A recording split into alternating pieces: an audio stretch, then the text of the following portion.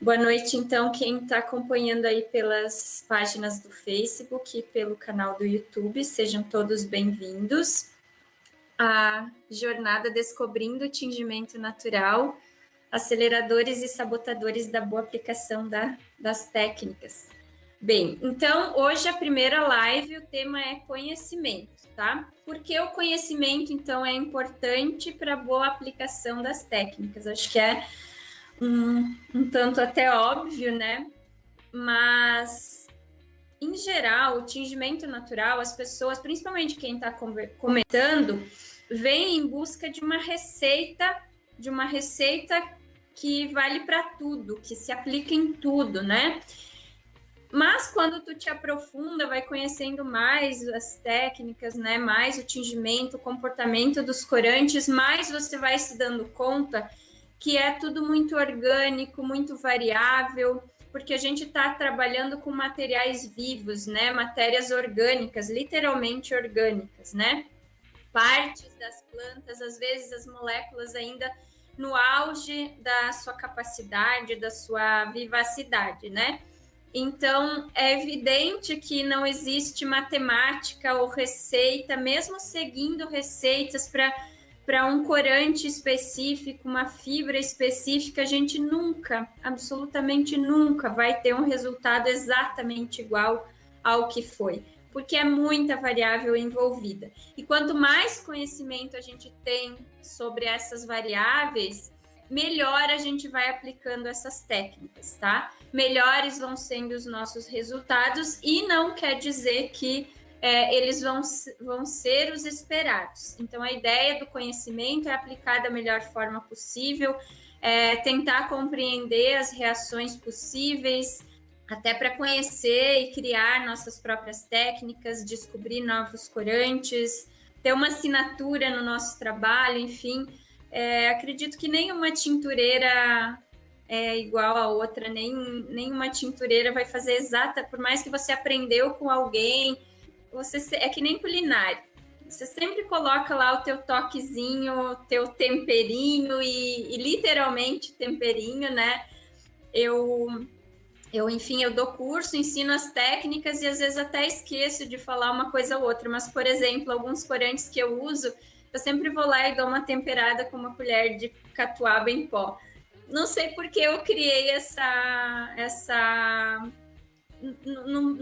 não é que não faz sentido, né? A ideia é reforçar um pouquinho a fixação, porque o tanino a catuaba é rica em tanino. Mas é tipo, sabe, um temperinho que você coloca na tua culinária, tu meio que pega o vício de usar, né?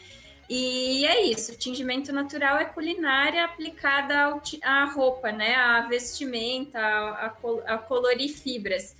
Então, assim como na culinária, a gente conhecer o que o determinado fermento faz, o que colocar um pouquinho a mais ou a menos vai acontecer, o que acontece com o bolo se a temperatura está quente demais, se você colocou fermento demais no bolo, né? Vai solar o bolo, enfim.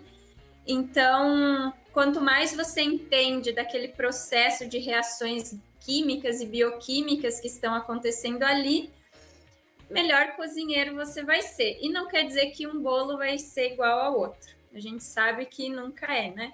Eu tenho uma receitinha de um pão de aveia, que eu absolutamente nunca consigo repetir, sabe? Na hora eu sempre invento uma coisa a mais, troco um ingrediente e tal. Ele sempre funciona, ou seja, ele sempre dá certo. Mas eu simplesmente não consigo repetir a receita. Então, a ideia com o tingimento natural é justamente essa, tá? Eu sempre conto aqui que no início, e eu já vi algumas colegas tintureiras, inclusive, que fizeram curso junto comigo, relataram que também cometeram esse mesmo erro, digamos assim. A gente, quando faz o primeiro curso ou está começando aí com o tingimento, é muita informação, né? Embora a gente possa seguir uma receita no começo, importante seguir as receitas para ti aplicando certinho e com esse conhecimento e se soltando, né, para você ter um pouquinho mais de autonomia. Quando eu fiz o meu primeiro workshop de tingimento natural, fui lá, anotei um monte de coisa e tal. E anotei justamente, coloquei lá, fazer purga, pré-mordentagem, tarará. Já consultei para averiguar se eu tinha feito essa anotação, né? Porque nos cursos em geral, principalmente presencialmente, se costuma às vezes, dependendo do tempo do curso, cortar alguns passos, né? Porque o processo em si ele é relativamente longo, né? Então, o primeiro workshop que eu fiz era para ser numa tarde, que foi com a Joana S da Tintória Studio. E, obviamente, né, em uma tarde ali com várias alunas, não tem como você cumprir todos os passos ali, você precisa adiantar alguns passos. Então, ela falou da purga, falou da pré-mordentagem, anotei bonitinho, mas vai lá, Vanessa, tingir a primeira camiseta, as primeiras camisetas, quem disse que mesmo tendo anotado que eu fiz a tal da purga, né? Não, uma lavagem na máquina de lavar roupa, bem no pesado, vai servir para limpar essa fibra. Aí o que acontecia no início? Muita camiseta manchada, que eu nunca dei camiseta manchada por perdida, porque a gente sempre inventa algo em cima disso. Mas pensando num tingimento mais comercial, que por exemplo, você vai tingir para uma marca, vai tingir para um terceiro, é melhor diminuir esse risco de manchar a peça, né? Porque as pessoas vêm com a peça ali contada. Geralmente o slow fashion, marcas com pegada slow, elas não têm estoque, não é produção em massa, então cada peça tem um custo em geral maior, né? Justamente por não se tratar de produção em massa, enfim. Então, reduzir esse risco de manchas é melhor para te garantir, né, uma otimização do teu tingimento, né? É claro que eu, como pano da terra, as camisetas, né, não envolvia uma marca terceira, enfim, eu sempre trabalhava em cima de camisetas manchadas para criar algo com outras técnicas, tá? Mas, principalmente oferecendo esse serviço para outras marcas, o ideal é que isso não aconteça. Então, como eu disse, o conhecimento de cada etapa, por quê, para quê, além de saber a receitinha, é fundamental para você aplicar o tingimento da melhor forma possível, ou que você tenha um resultado da melhor forma possível, tá? Até estava conversando com uma aluna minha, já não dá mais para chamar de aluna, né? Ela também conhece muito, enfim, que é a Marcela da Terra. A gente estava trocando uma ideia sobre o valor a gente, né, teve uma aula semana passada sobre o serviço de tinturaria, precificação, que também é um tema que a gente tem trazido agora de uma forma um pouco mais recorrente. Então, a gente estava, né, trocando uma ideia sobre o valor da impressão botânica, enfim, que ela até comentou, mas a impressão em si é mais fácil que o tingimento e tal, não teria que ser mais barato. Mas a impressão é algo artístico, é algo único, nunca. Se o tingimento corriqueiro nunca vai se repetir, imagine o tingimento, a impressão botânica, né? Que é algo muito assim intuitivo, é muito, por mais que tu planeje, sabe, não repete, é uma pintura à mão. Então isso agrega valor àquilo. E aí ela até comentou, e aí eu até falei, embora não tenha muito erro, né? Na impressão ali, não dá para chamar de erro. Aí ela até comentou que, mas eu já fiz umas que ficaram bem feias, que não dá para aproveitar para muita coisa. Então acontece também, né? Então, quanto mais a gente vai dominando, no bom sentido, as técnicas, esse conhecimento, mais a gente vai sendo assertivo nos resultados, seja do tingimento, de um tingimento liso, quanto de outras técnicas diversas, tá? Mas é, sim, muito importante, então, ter esses conhecimentos, principalmente para quem está começando no tingimento natural ou usa o tingimento natural como uma ferramenta para agregar a pegada sustentável nas suas marcas, tá? Hoje em dia, infelizmente, a sustentabilidade, ela tá, como que eu vou dizer, é uma palavra que tá não sei, ela é tão usada de formas que às vezes não representam ela, que ela já nem significa muita coisa. Eu até tenho procurado evitar falar tanto, enfim, tenho buscado a cada vez mais usar a palavra ecológica no lugar de sustentável, até porque sustentável envolve aí uma gama de informação, né, de pilares, não é só a questão ambiental, e o foco aqui na Pano da Terra é dar muita visibilidade para as questões ambientais, tá? Digamos assim, é o propósito da marca, né? Educação ambiental, levar a educação ambiental com essa ferramenta que é o tingimento natural, enfim. Então, esse pilar é bastante grande aqui. Então, eu tenho procurado usar mais a palavra ecológica do que sustentável. Então, por que é importante também o conhecimento nessa linha? Eu uso muito socioambiental. Legal, Luke. Pois é. Aqui eu conheço uma professora da URGS, que é a Gabriela Coelho, que ela, agora eu nem vou lembrar, mas ela usa essas palavras gigantonas, unindo vários conceitos, é bem legal, enfim. Mas a ideia, então, é de trazer conhecimento nessa, por exemplo, aplicado no tingimento natural, pensando nessa parte de sustentabilidade, mas sobretudo de questões ambientais. O que eu quero dizer é que, principalmente agora, nesse processo que está acontecendo da pandemia, assim, que se tornou gritante a necessidade de pensar nas questões ambientais. Agora, mais do que nunca, vai surgir o tal do greenwash. Não sei se vocês estão familiarizados com isso. Mas é a marca lá como zona tradicional, com todas as problemáticas possíveis de ambientais, sociais e tal. Coloca um itemzinho, né? Uma coisinha ali que tem alguma pegada nessa linha ecológica, e aí já taxa lá, é sustentável. Até surgiu uma polêmica recentemente que foi que a atriz, a Marina Rui Barbosa, lançou lá uma marca de roupa, né? E são roupas de moletom, e parece que ela colocou lá alguma coisa sustentável, como uma marca sustentável. Eu não fui a fundo, tá? Me desculpem até se eu estiver falando besteira, mas a polêmica foi mais ou menos isso, né? Não tinha lá por que é sustentável, sabe? Não tinha lá uma transparência de onde estava vindo aquele algodão, não tinha nem nada assim dizendo que o algodão era sustentável ou orgânico, ou tinha algum tipo de certificação naquele algodão, né?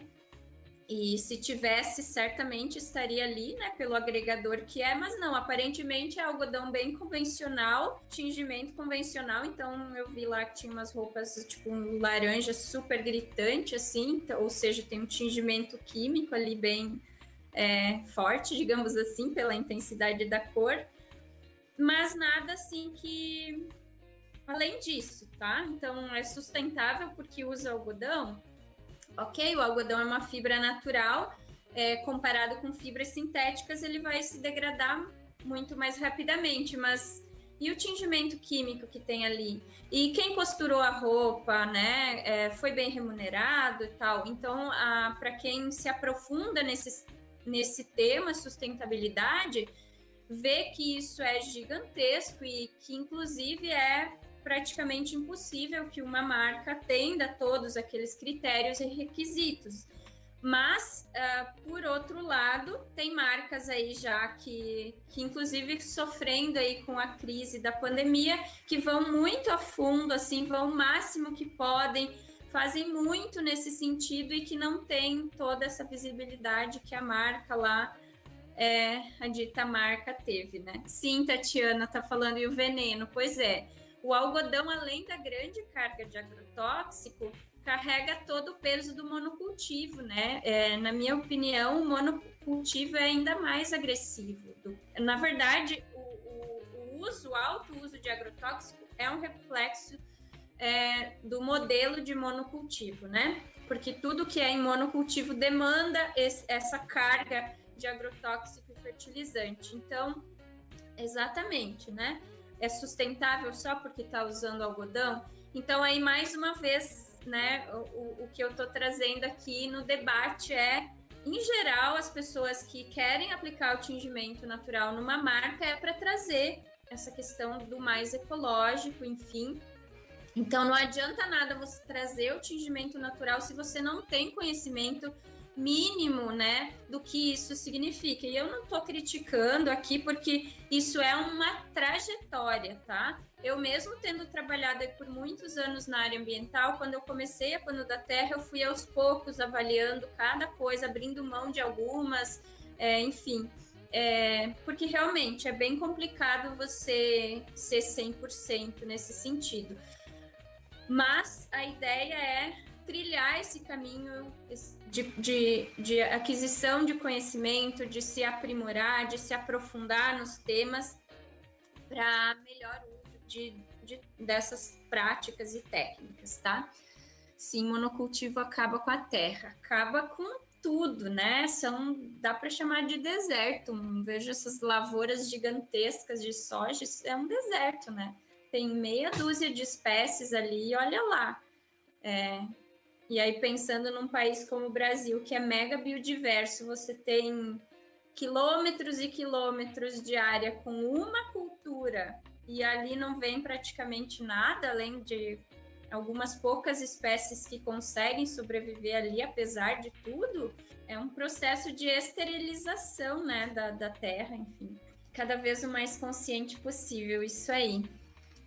Obrigada pelas tuas contribuições. Para quem não sabe, a Tatiana, ela é mentora, criadora, enfim, fundadora da Essenciales, que é uma marca maravilhosa de roupas com tingimento natural e que se preocupa muito com isso, né? Que realmente vai a fundo, estuda, enfim, e aplica tudo isso que eu estou falando aqui. E pode sim se dizer sustentável, né? Ao contrário de muita iniciativa que a gente vê por aí que, como a gente vinha falando, faz uso do greenwashing, enfim, que é você faz uma coisinha ali que é para usar o marketing verde, mas na prática, se você vai avaliar, né? É tipo aquela coisa, meu sazon, pensa num sazon, num tempero da vida aí, é feito com tomates de verdade, né? Um tempero em pó, feito com tomates de verdade, enfim. Ainda que fossem tomates orgânicos, né? Um pó, né? Enfim, para aquilo estar ali num pó conservado, esse tomate foi, né? Olha o processo que ele deve ter passado. Por isso eu digo que consciente faz muito mais sentido hoje que sustentável. Sim, pensando em consumo em geral, sim, com certeza. E é aquela coisa, tudo que começa do nada ganhar muita visibilidade agora, após a pandemia, eu acredito que isso vai explodir, né? Principalmente nesse setor. A gente tem sim que se preocupar com essas questões. E inclusive um detalhe que eu queria mencionar aqui é que agora, de uns 2 meses para cá, muita marca tem procurado a Pano da Terra para contratar o serviço de tinturaria natural. Para quem não sabe, então a gente começou aqui com as camisetas, e num determinado momento eu decidi investir nesse propósito da educação ambiental, nesse meio, né, usando o tingimento como ferramenta, e migrei para oferecer o serviço de tinturaria, mas mais como uma experimentação desse modelo para auxiliar os alunos, para me manter tingindo, né? Que quem ensina tem que praticar também, e para estudando esse mercado que está iniciando, né, nesse sentido de oferecer o serviço de tinturaria. E recentemente muita marca tem surgido procurando esse serviço. Elas têm chegado até mim muito por indicações da Tati da Brisa, que como ela já está aí há muito mais tempo, enfim, ela recebe muito esse tipo de solicitação, e como ela não está fazendo esse tipo de serviço, ela acaba repassando para Pano da Terra. E da Anne Perini também, do estúdio Estrelitza, tem passado alguns trabalhos. Mas eu vejo, assim, nitidamente, assim, você consegue separar quem realmente está preocupado com sustentabilidade, mas não quer fazer o serviço da tinturaria em si, então está disposto a pagar um valor justo por isso.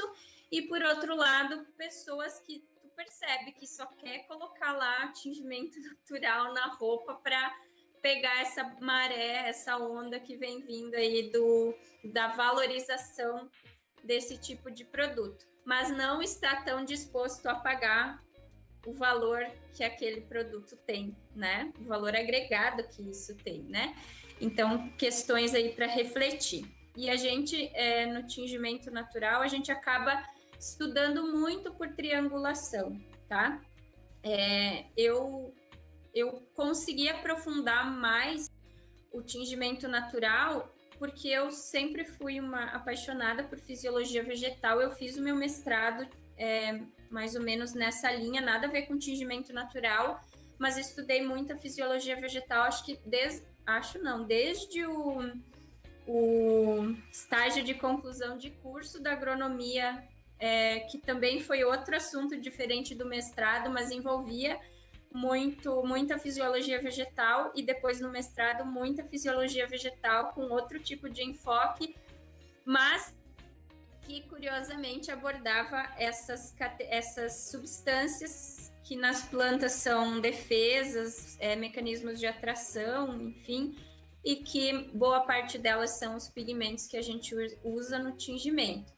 Então, no tingimento, assim, a gente acaba na tinturaria, né, estudando corantes naturais, às vezes você busca o conhecimento muito por triangulação, porque não existe muito estudo aprofundado, estudo científico aprofundado na bioquímica deles com essa finalidade do tingimento, mas existe sim muito estudo desses mesmos pigmentos, porque muitos deles são pigmentos, digamos, medicinais. Por exemplo, antocianinas são muito estudadas pelas propriedades antioxidantes, o que tornam elas substâncias preventivas ao câncer, né?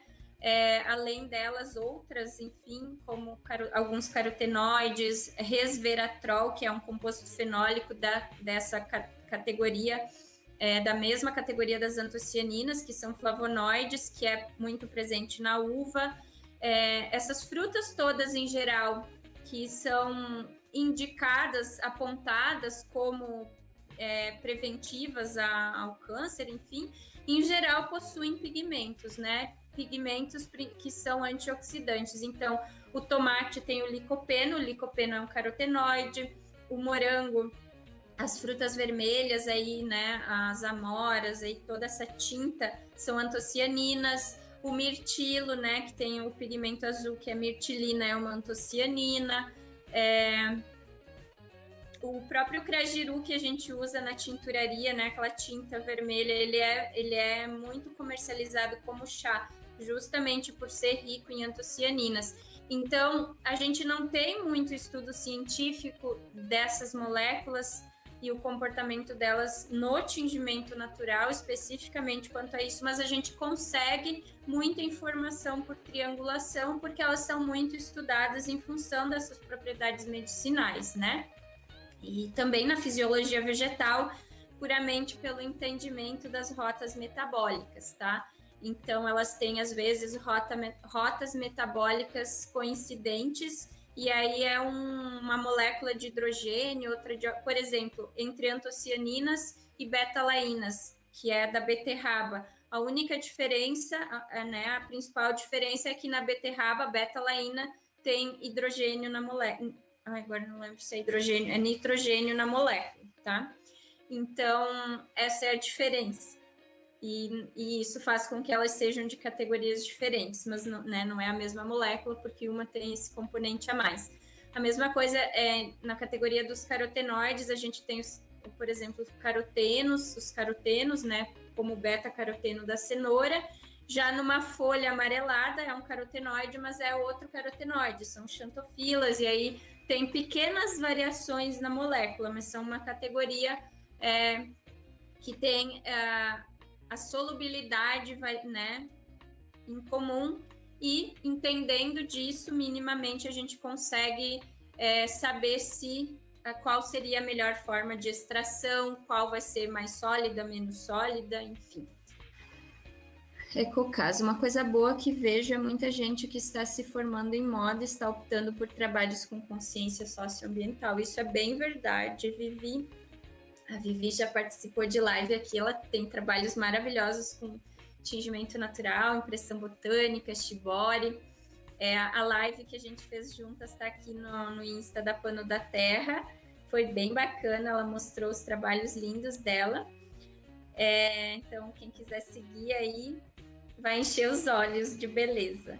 E é verdade, Vivi, muitos dos meus alunas, né? Eu falo alunos, mas eu tenho, obviamente, muito mais alunas e boa parte delas, assim, muitas alunas né, recém-formadas em moda ou formadas já há algum tempo, mas que sabe, sai da faculdade já com essa vontade de pensar no meio ambiente. A ideia era falar justamente disso, a importância do conhecimento, a importância de se manter estudando.